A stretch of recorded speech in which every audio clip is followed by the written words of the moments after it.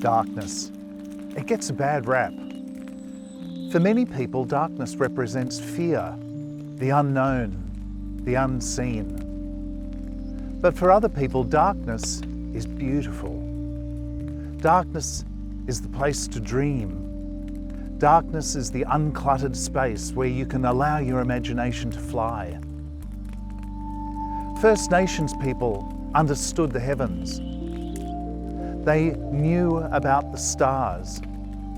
Stars allowed them to determine the seasons, to understand their world and to navigate.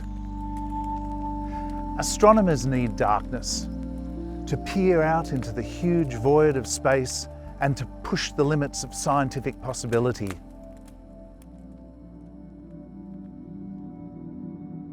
Too much artificial light is threatening darkness all across the planet.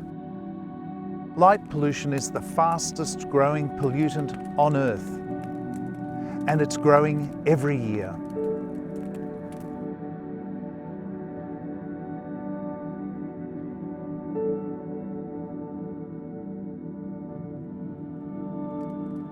Light pollution threatens all the creatures on Earth who need darkness, including humans, animals and plants that rely on darkness to find their food and locate the right things to eat, to sleep properly, to migrate and to reproduce.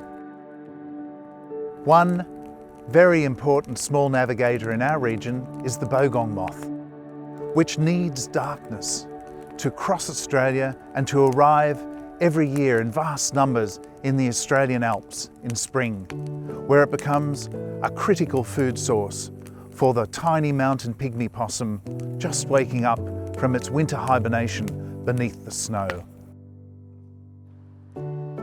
Mountain pygmy possums are one of Australia's most amazing, unique and critically endangered species. They're our only mammal found exclusively in the alpine zone and Australia's only hibernating marsupial, spending 5 to 7 months asleep under the snow every year. Their main food source is the migratory Bogong Moth. Around 4.4 billion moths are estimated to arrive every year. They fly often over 1,000 kilometres to arrive up in the alpine zone. It's the second largest influx of nutrients into the area after the sun, making them extremely important for mountain pygmy possums and other species that rely on them.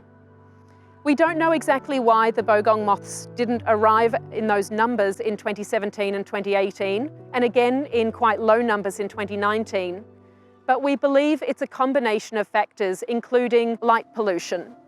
We believe that moths are attracted to this light from their huge migrations, and they're trapped. Here in northeast Victoria and across the border region, we're lucky we can enjoy beautiful night skies. With their high altitudes, the clear air, no urban pollution, but we can lose them very, very easily and we need to protect them. On the border region and in northeast Victoria, we have an enormous opportunity to capture the beautiful skies that we already enjoy.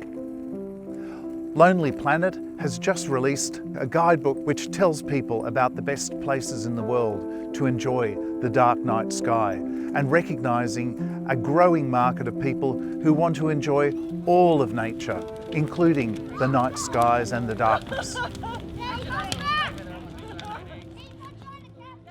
But even here, light pollution is a growing threat. There are lots of ways to reduce light pollution. There are some very effective planning guidelines that were originally developed by New South Wales Planning to protect the dark skies around the Siding Springs Observatory near Coonabarabran. These are very effective at reducing light pollution and ensuring that the dark skies remain for future generations to enjoy. Dark sky regulations and light planning regulations are not about making people live in gloom.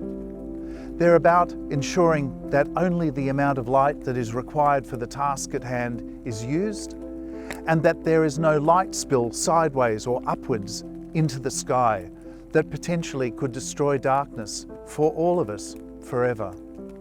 These dark sky regulations are being adopted voluntarily by many progressive local governments all around Australia, including in New South Wales, Western Australia and Queensland. Local government is critically important for taking action to help protect dark skies, but we all have a role to play. So wherever possible, please turn off those unnecessary outdoor lights. Help beautiful animals like the mountain pygmy possum and the bogong moth. Help animals like our frogs and our owls and our bats, species that we should be seeing in the beautiful night sky away from light. Darkness is critically important. Darkness is something that we all need to protect, and we must protect it actively. But before we do anything, let's just take out time tonight, and the first thing is to walk outside and look up at the night sky and drink in that beautiful, peaceful, uncluttered darkness. And remember that this is something that we share with all life on Earth.